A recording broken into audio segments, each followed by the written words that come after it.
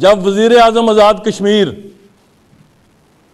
मुल्की व बैनुल अक़वामी मीडिया पे आज़ाद कश्मीर की आवाम के सामने ये बयानिया बरसरे आम देता है कि हम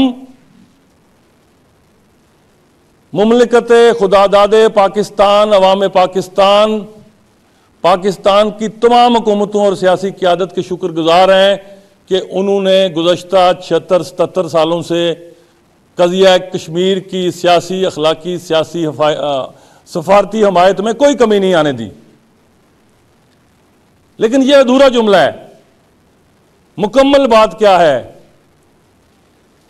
कि ये जंग हरबी तौर पर, अस्करी तौर पर बैनुल अक़वामी मुसल्मा कवानीन और अक़वाम मुत्तहिदा की करारदादों के मुताबिक कश्मीरी अवाम को लड़नी है, स्टेट सब्जेक्ट होल्डर्स को लड़नी है।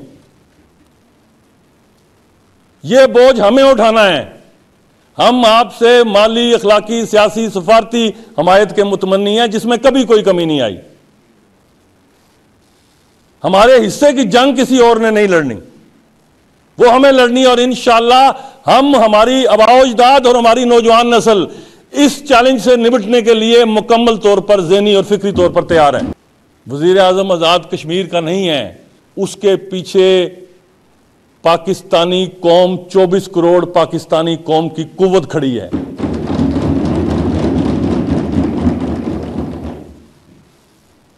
आज मकबूजा कश्मीर एक मुकम्मल अकूबत खाने में तब्दील कर दिया गया है। वहां नाम नेहाद इंतखाबात के नतीजे में एक कठपुतली वजीर आला भी मुसल्लत किया गया है। लेकिन दुनिया को धोखा नहीं दिया जा सकता जनाब स्पीकर, और इसका बयान सबूत भारत की फौज के सरबराह जनरल द्विवेदी का यह बयान है कि जो 10 लाख अफवाज वहां मौजूद हैं उनमें 75,000 फौजियों का मजीद इजाफा किया जा रहा है। तो इससे एक बात बिल्कुल अज़मन शम्स जाहिर होती है जनाबे वाला कि रियासती दहशतगर्दी में कोई कमी नहीं आई। पैलेट गन्स का इस्तेमाल, 8,000 के करीब नामालूम कब्रें, 1 लाख के करीब शोहदा, हजारों हाफ विडोज, जुल्म और बर्बरियत और रियासती दहशतगर्दी की वो दास्तानें कश्मीर में मुरतब की गई या गजा में की गई। लेकिन जनाबे वाला, गजा और कश्मीर का एक बुनियादी फर्क है। गजा के पीछे पाकिस्तान नहीं था, मुसल्लह अफवाज पाकिस्तान नहीं थी।